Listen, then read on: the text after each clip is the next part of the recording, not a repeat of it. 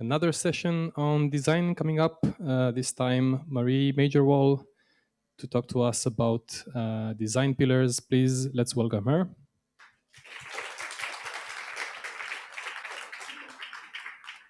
Thank you. And thank you, Andra, and the whole team at Dev.Play for getting me over here. It's my first time in Romania and first time at Dev.Play, and I am excited to bring you a little bit of knowledge. This game talk is called Elevate Your Pillars and Clarify Your Vision.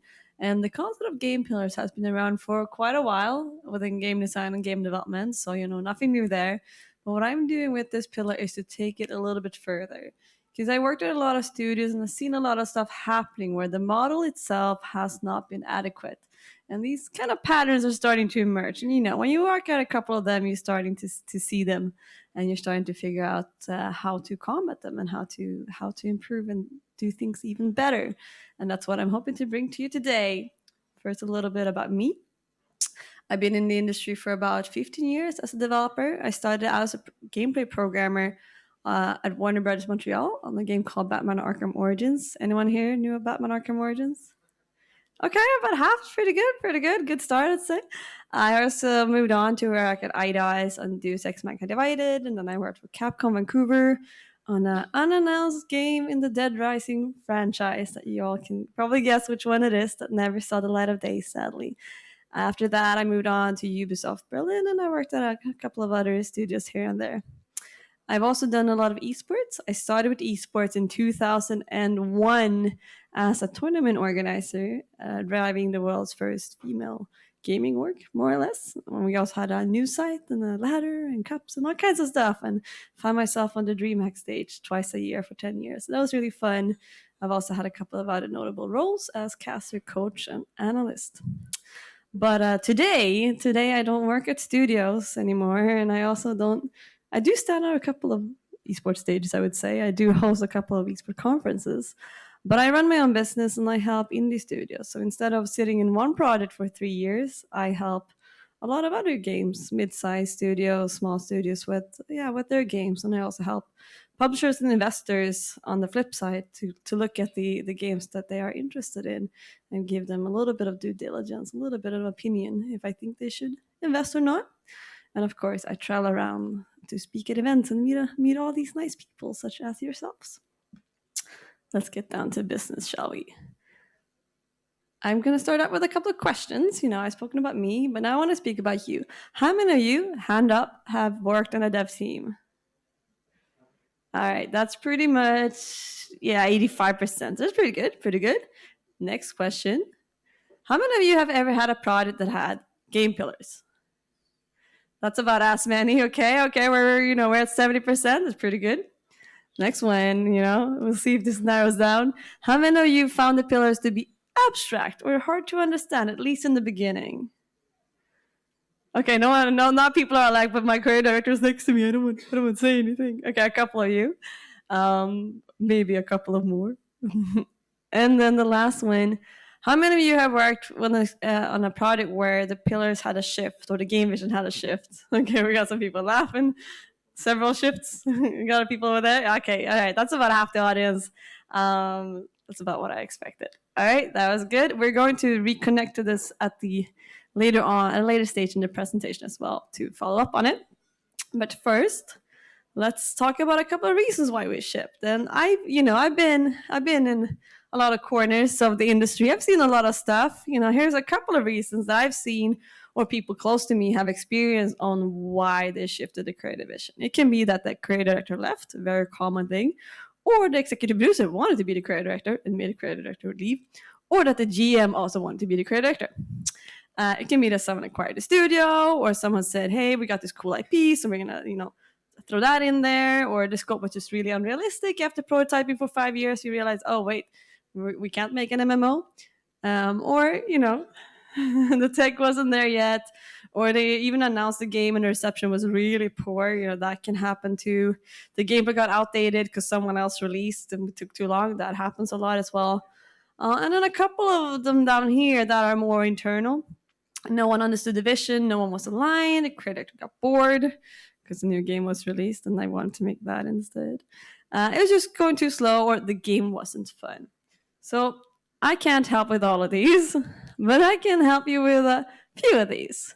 So these are a couple of the patterns that I've seen on dev teams happening kind of internally within the team. One is that it was a too narrow vision. The game director felt like, hey, I have to have all the answers day one, and they put something very specific in there. And when you tried it and prototyped it, it just wasn't working, and people started losing faith in all of it. It can be that the vision is too tightly held, that this one person or two people wants to design the whole game, and they're not letting anyone in there with their ideas and with their energy and their passion, and the team, as a consequence, don't understand the vision as well and don't adopt the vision as well either. It can be that people are just not aligned and there's different ideas on the dev team on what the game should be. This is more common than not, I would say. It can also be that everything is just kind of too abstract. Some creative directors, they just want to throw something out there and just kind of see what they get back, and then they keep rejecting stuff until they find the thing that they actually wanted, but they didn't kind of want to tell you straight up. Or it's just too many things, too many chefs, and no one is having the actual consolidation talk on what do we put in here. Instead, they're putting everything in there, and everything has to kind of compromise, and the scope just keeps growing. That can happen too. So what I will present to you today will alleviate a couple of these things and force people to have a couple of hard conversations, but also put a good level on how abstract and how concise the vision is, and how to align it. Moving on to the stuff. Bum, bum, bum. So I call this elevated pillars because it is a model of the traditional game pillars that I've taken further. So I've elevated. So you can call your vision elevated. To show this, what I usually do in my talks is I bring some sort of popular example reference that helps to kind of clarify how things are working and whatnot. And in this case, I'm going to ask first, do we have any... How many people here knows about Star Trek? Hand up. All right, it's looking pretty good, looking pretty promising. All right, because our example vision is the Borg. Bum, bum, bum. For those of you who are not familiar with Star Trek, I will tell you that the Borg is another sci-fi race in Star Trek that is very evil, and their goal is to kind of assimilate and conquer the whole galaxy ruthlessly and take over everyone and their minds and make them into robots, pretty much. And they also have a big evil queen that, you know, controls them and is the queen of the Borg. But back to the model. Okay, so I'm gonna gray all this out, and we're gonna through I call them layers one by one. And the first thing that we're gonna talk about, and this is a very firm opinion that I have, is about overarching themes. So this is a concept that I've introduced, but it's kind of always been there, but it just hasn't been very formalized. And depending on which team you're talking to, you might or not have a strong connection with the game vision. But what I see happening a lot, back to these patterns, is that the bigger the team, the more the narrative seems to be separated from the gameplay. There are exceptions to this. You know, back in the days, narrative department was usually the last ones to know what the game was, and then they just had to try to, you know, make a vision of it all, make a narrative story around it all. That's a little bit better now, but what you see at big studios still, not all of them, is that the narrative team is over there, the gameplay team is over there, and they don't really talk, and they're kind of told to do their own thing. Or in a lot of cases, the phrase gameplay first means that everything else needs to compromise, like completely, totally, just to stand back to make the gameplay fun, so to say, and have to shoehorn a lot of stuff in, which might not be in the best interest of the game. So my opinion is that the high level narrative should be the starting point of game design, of your whole creative framework. So this is what overarching themes is. It's just a high level of the narrative, you know? And that becomes the box for all of the game design and for the whole game vision. And these overarching themes, it should flow through all of gameplay, and they pretty much form the game's DNA and span across all different game pillars. And how do you do that then? Well, the themes themselves, they should be pretty abstract to leave room for flexibility in gameplay. Again, it's high level, it's not a detail level. There still should be some forth and back and iteration and give and take on the actual detail level on what the narrative is and what the gameplay is.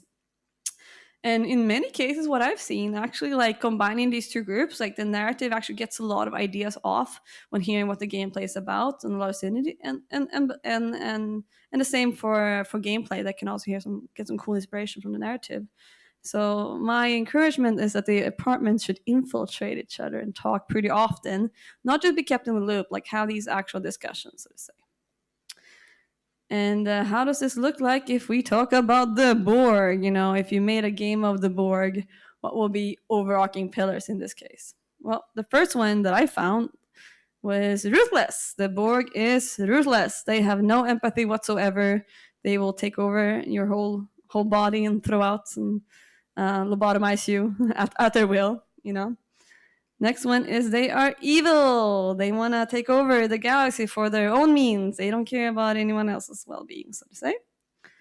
Last one, they are conquerors. Yeah, much have already been said, but they do try to. The grand plan is to just take over the whole galaxy.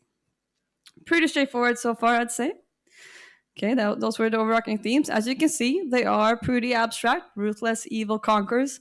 So it's just something that is pretty simple and kind of tells you a little bit and gives a couple of ideas on how to actually do that game design and what kind of features to do. That's it. All right, we made it through the first part, guys. Now we're going to talk about the pillars. Again, this is the part that I have not invented myself, but I do have a couple of opinions on how they should be. So things that I see is that some teams, not every team, have pillars that are no way connected. It was just like someone's darling from this game and then they're darling from this other game, and they decide to put together. What can possibly go wrong, right? Or they can be something generic, like multiplayer or weapons or boss fights that, sure, they're elements of the game, but they don't really give much guidance on kind of how to do something. It's just kind of thing that's there. Or one thing that I've personally experienced, you know, I had this one time when I worked at Jagex that I made a combat vision. It was amazing, guys. It was going to be like responsive combat, easy to learn, hard to master, like a lot of depth to it, you know, like satisfying. And then I showed it to our, you know, creative director, and he's like, "Sounds like an awesome game, but which one?" Because it was a little bit too generic. And then I, you know, upon looking at it myself, I'm like, oh, I see what I did. So ideally, you know, you should be able to look at these pillars and just know which game it is. So yes, what is it? Again, traditional concept. These are the key aspects of your game, and they can kind of form you what things we do, and also to a degree, how do we do these things. It is a little bit abstract. And it should be that, especially in the beginning. It should have a lot of room for interpretation and ideas, and they can get a little bit sharper later on. It should be distinct, and again, say something about your game specifically. In combination, they should, you know, be pretty. It should be pretty easy to say that, okay, these pillars are. This is a game for these pillars, so to say, and this shouldn't be true for all of the games out there. Ideally, they should form into the game's USP. And the magic number of pillars is somewhere between 2 and 4. If you can do it 2, I mean, good for you. If you're at 4, you know, like that's a good, but don't push it, because the more you put out there, the more the focus gets a little bit blurry what the game is really about, and kind of, you know, what is more important than the other, so to say. So try to keep it down, as we always say, KSS, keep it simple. All right, now let's go to the Borg. What would be pillars, do I think, if the Borg was a video game? Well, robo-humans. Yes, they do take over all the humans and they turn them into robots. Super brains. Once they are turned into robot, they get amazing brains with amazing processing power who can, you know, if you guys, anyone here has watched Marvel Endgame, do we have anyone who watched Marvel Endgame here? All right, we got a good 25%. So in Marvel Endgame, Doctor Strange says, "I played this scenario 114 million times. You know, this is the only time it works out." Sorry for the spoiler for those who haven't. But a Borg can calculate that in 30 seconds, guys. Really, no problem. That's how good the super brains are in Star Trek. Next one is the hive mind. So together, these Borg, once they are robotized, they do form a little bit of a collective mind where they can kind of send out instructions on their little version of a neural network, I would say, as well. So they do kind of self-organize, and they do things together. Especially if you see them as spaceships, somehow they're always perfectly aligned. I don't know how to do that. I wish I could learn. The last of the pillars, of course, must be the mighty queen herself. The mighty queen is the one who reigns over the Borg and, is the most evil of them all and kind of sets out the course and dispatches them wherever they should go to, do her errands. Now, another thing here that I want to introduce is called pillar examples.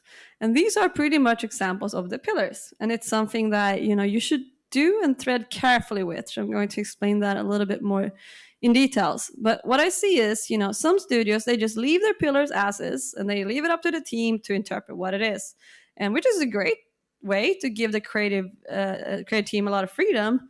But on the other hand, it might be disaligned with the way the creative leadership meant for the pillars to work together, and things that were kind of communicated as vague promises early on in the conception phase. And what I see in a lot of cases too is that the team ends up just constantly trying to guess what these directors want, and they just get turned down for coming with ideas on the pillars that were thrown out there. And eventually everyone just kind of demoralized and just like, can't they just say what they want, so to say? And in other games, where the dev team runs freely with the pillars, they can end up with more than one identity and more than one direction, and then the team kind of starts picking sides, and one side is going to have to be disappointed, right? And the team's going to have to make some hard decisions, which might affect morale later on. So, pillars examples is what can help this a little bit. And so with every pillar, you supply examples. What could this mean? And what they do is they just help show a concrete way the pillars can or should be implemented. But as a director, for every example you give there, and you don't have to give any examples if you don't want to, by the way, you need to align expectations. Is this a must-have? Is this a should-have? Is this a could-have? It can be like, hey, I gave it a bad example just for the sake of I want you to come up with something else, something better. That can be the case, then align that. Or if it's be like, hey, this used to be my specialty when I was a designer, and I have a pretty set, this is probably a should. I'm open for better ideas, but let's time box it. If you can find something better, then let's do it.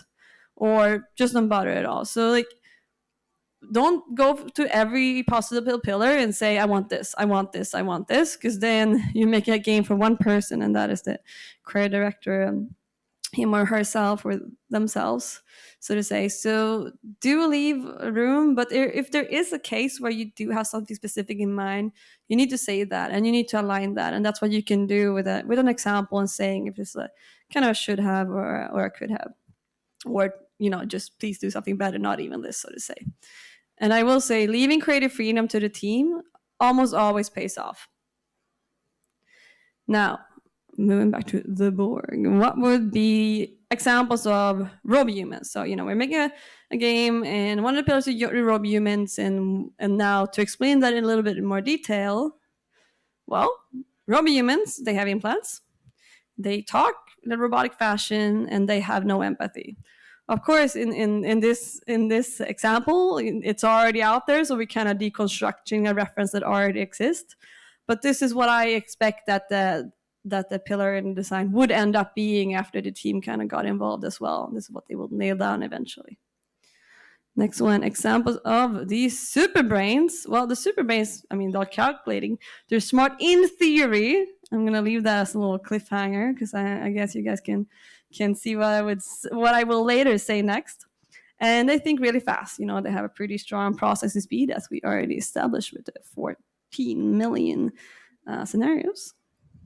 Next up is the high mind. Well, the high mind examples, they share intelligence, and they're also self-organizing in who moves what, when, doing what, so to say, at which place, at which point in time, together with someone else.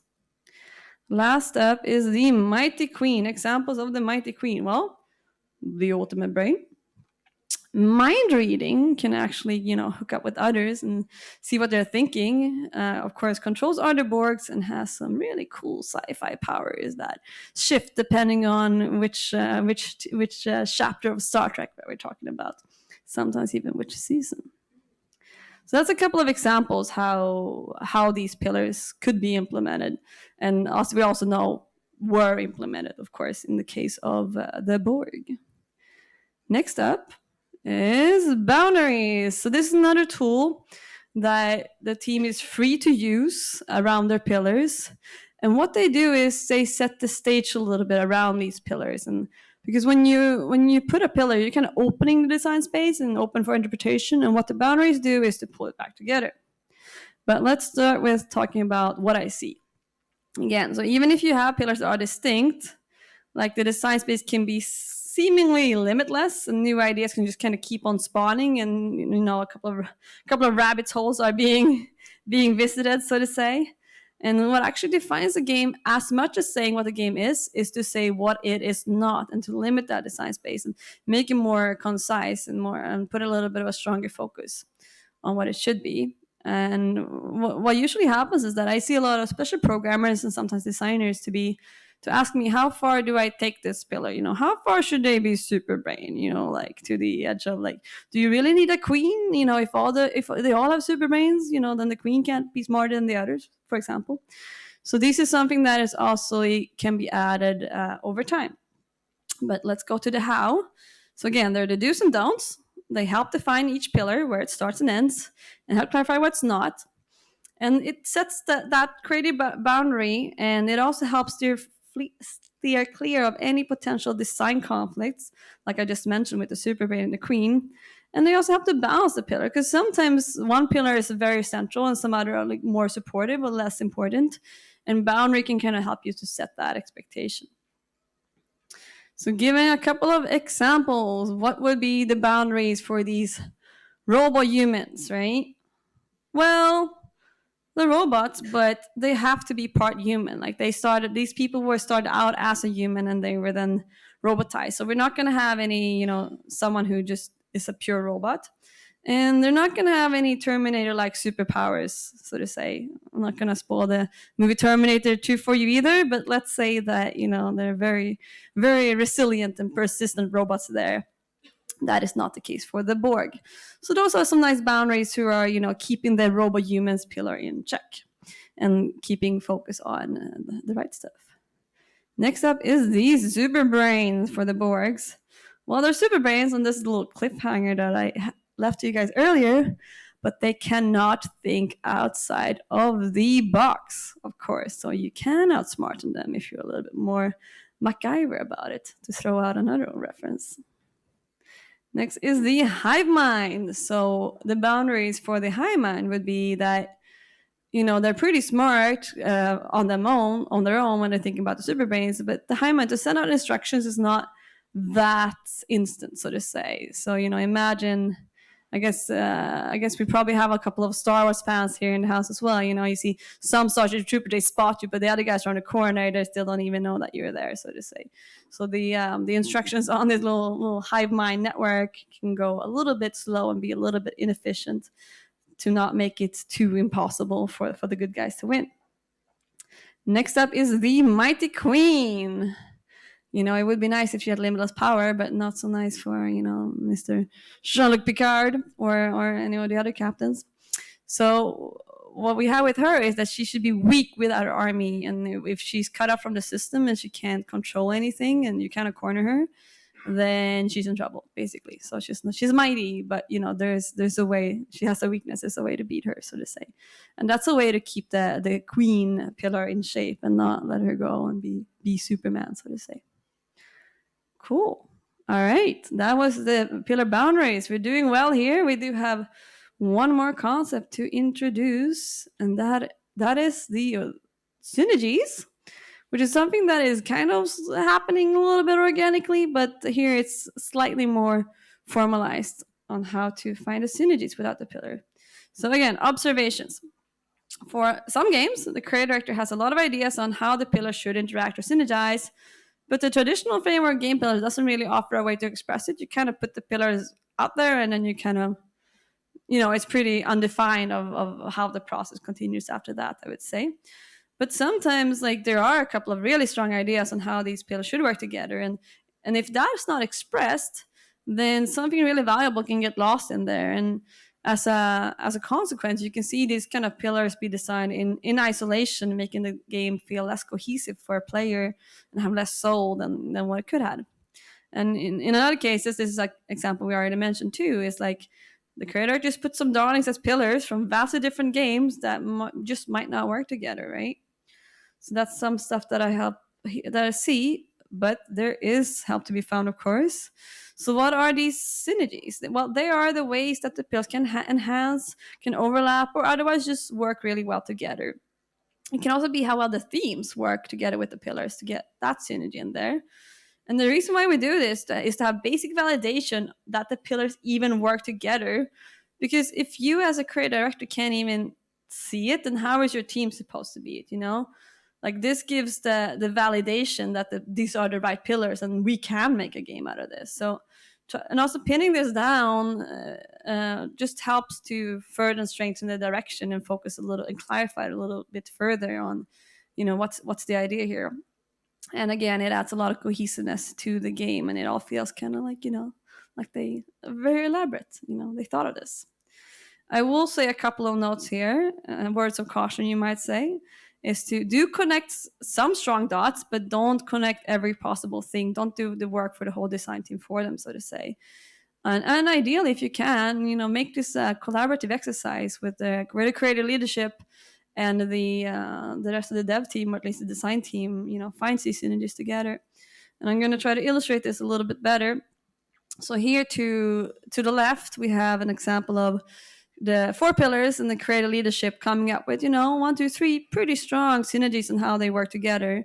But again, don't connect all the dots. If you see the figure to the right, that's an example of how the team kind of or together everyone leadership and the team figured out the different synergies between pillars. And not every pillar needs to synergize with every other pillar for the sake of it. Every pillar needs to synergize with something, right?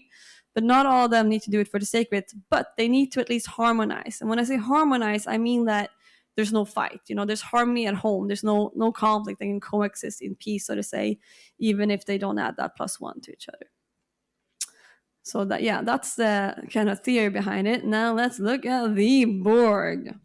Well, we're going to start with the theme Rootless and then robo-humans. How do these work together?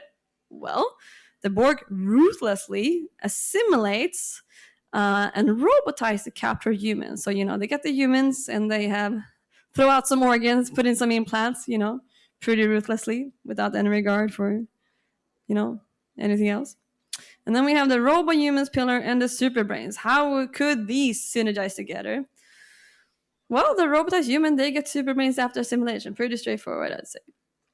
Next is the super brains and the hive mind. How would that work together? Well, the Borg, you know, whatever conclusion analysis that they did calculate, they will send it out to the hive mind to kind of work from and as instructions for what to do next together.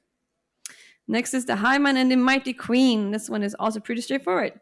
The Queen, you know, she will receive the intel and the observations and scouting from the High Mind, and of course she will send out orders back to them on how they should organize themselves.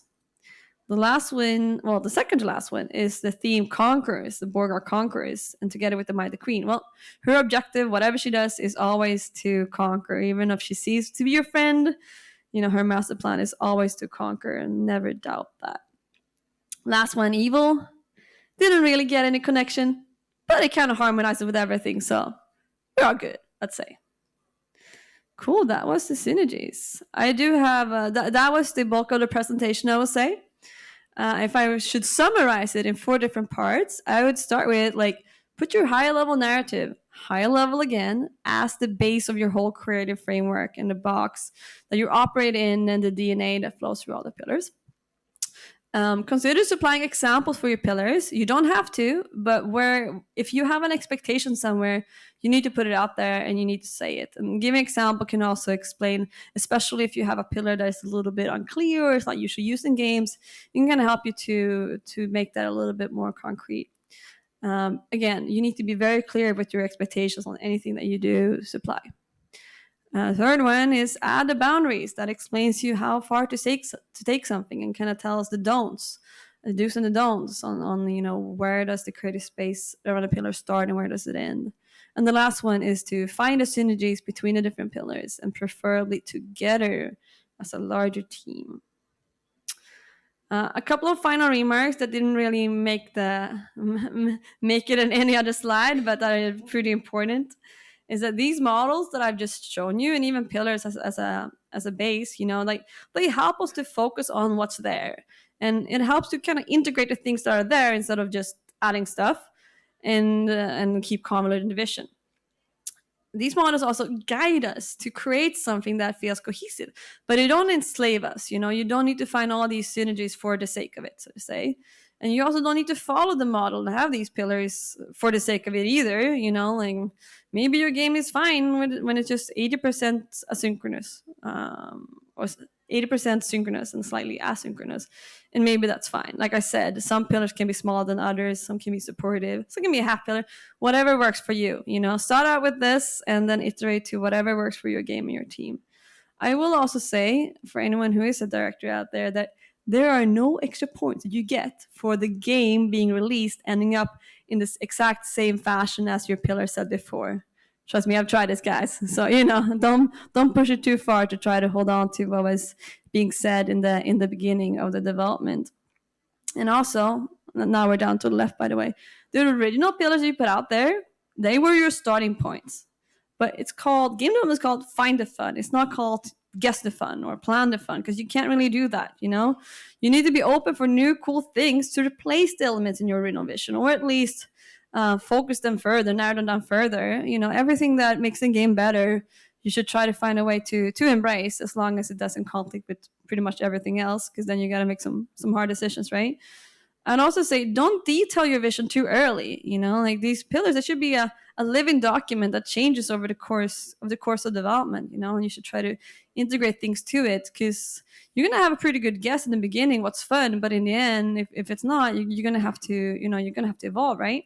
And pillars evolving is actually a sign of success. And now we're tying back to the questions that I asked you guys in the beginning. Because if they evolve, it means you actually got somewhere, from your starting point with your iteration, and you're actually closer to the end.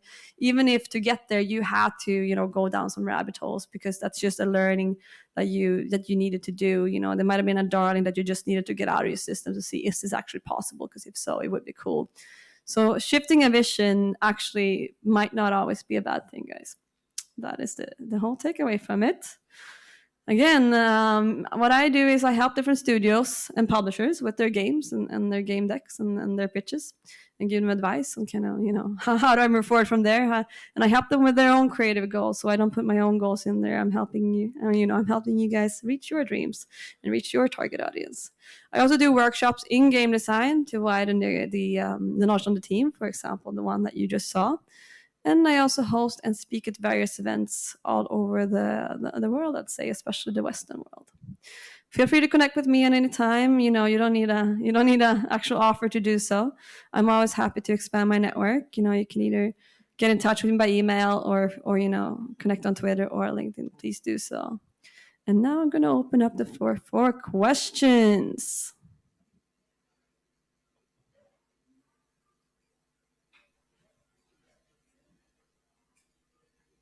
Over here to the right. First question. Hey, I'm just wondering, do you see this narrative top-down approach working well for free-to-play games? I think it works for all games, yeah. Because what you need to sell to the user is an experience, is an emotion, is a world that they want to be immersed in and they want to invest in. I'm going to give maybe this is a weird parallel, but people talk a lot about the metaverse and stuff, but and people also talk about NFTs as a thing, but for me as a player to want to invest and put my time or money into something, there needs to be something there that actually makes me interested. There needs to be a lore or a universe or a character or something there that I care about, and preferably also other people that I want to play with or be visible for. So that puts that's the baseline, I would say, and the foundation for wanting to stay in a game and want to invest in it. Okay, thanks. More questions. Do not be shy over here in the first row. I love the analogies. It was very well explained, first of all. Second of all, considering in terms of narrative, subversive writing became kind of like the new norm in the media. to what extent are you open to destroying one pillar and keeping everything safe? Because it seems that sometimes stories need a twist, and at this point, creating the world, and then Sure. you should create it in such a way that you can still destroy part of it and keep its integrity. Would that apply to game design, or do you think it's a tricky? I think it applies part to game design, and there's two ways to see it. One is that the pillars themselves, they should change over the course of development. They should get more narrow. But then also, what we love to do as game designers, once something is out there and the players expect that, and it becomes a little bit stale, we like to turn it around a little bit and try those assumptions a little bit and maybe shift the game into something else. And if that's the point that you get to, then that's fine. Like I usually say this: once a game has a build, it more and the build is fun, it more or less belongs to the dev team at that point. And once the game is out there for the players, it more or less it's more or less them. It's more or less what they want and what they need. And that's when a lot of these assumptions actually need to be revisited and need to be reviewed just to keep the game interesting and relevant. Thank you. Thank you for the question. Anyone else? Over there?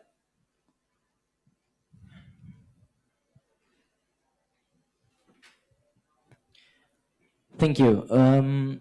Especially as an indie developer, how do you know when to actually stop adding new stuff, and how do you know when to stop from basically making a soup with everything you have in the fridge? It's a hard. I do have another talk and another exercise to actually do with teams. It's called "Too Many Features, Too Little Time: Kill Your Darlings and Save Your Game." And I think the title can maybe give a little bit of indication, but what you need to decide is kind of what's core and what's not, and then you need to look at the other features and see, do they support the core or do they actually distract from them? Do they dilute them? If we would sell the game and would add this, would we be able to increase the price of the game? Would it actually have any sort of value? Or is it just a distraction? So it's all about understanding the things you have and how they work together and which things don't, so to say. So if all your features work together and support, then you need to decide which are the more supported thing, which makes this feel cohesive, which really binds together these pillars, and you should prioritize those. Whereas the things that don't really reinforce anything else, they're a little bit on their own island, you can reconsider them later on in development, but there's a pretty big chance that they'll get cut, I'd say. Other questions? I have one actually. Let's do it. So, a few years, a couple of years ago, we had Warren Spector as a speaker, and he had a keynote, and he actually talked about pillars but he talked about how he did his the games that he's famous for, and how pillars supported that. And I didn't catch all of your talk, and I'm sorry for that, but do you think there has been an evolution since the days that Warren Spector created those games to today? Do you think there's been an evolution into how design pillars are treated when it comes to building games? Yeah, I think back in the days you used to have fairly small teams, and some games a lot were decided by the sole developer. We have Warren Spector, and we also have Will Wright, who made SimCity, and Chris Sawyer, who made Roller Coaster Tycoon. And a lot of that game design came from one person and actually was able to hit a wider market. But to make a game today with so many different gamer styles and experience and other game reference games out there, you want to hit that target audience, and you also need a diverse dev team to come with their ideas, because you as a personal creative leader, you're going to be one gamer profile, and maybe you're a little bit an explorer, you're a little bit of a killer, whatever you feel like, or a collector. But then but you want to hit a broader target than that, so you need people on your team who comes from those gamer personas and comes from those gamer backgrounds and has other interests and has other reference and has other ideas to make your vision richer. And having all these chefs makes it harder to actually put something together that is coherent. And that's when you need also the models to evolve to make sure everyone's aligned and that everyone is really focused around the same vision and has the same game in mind. Thank you. Others? Going once? I guess we're good. We're good. Thank all you. Right. Thank you all. Marie. Hope you enjoyed.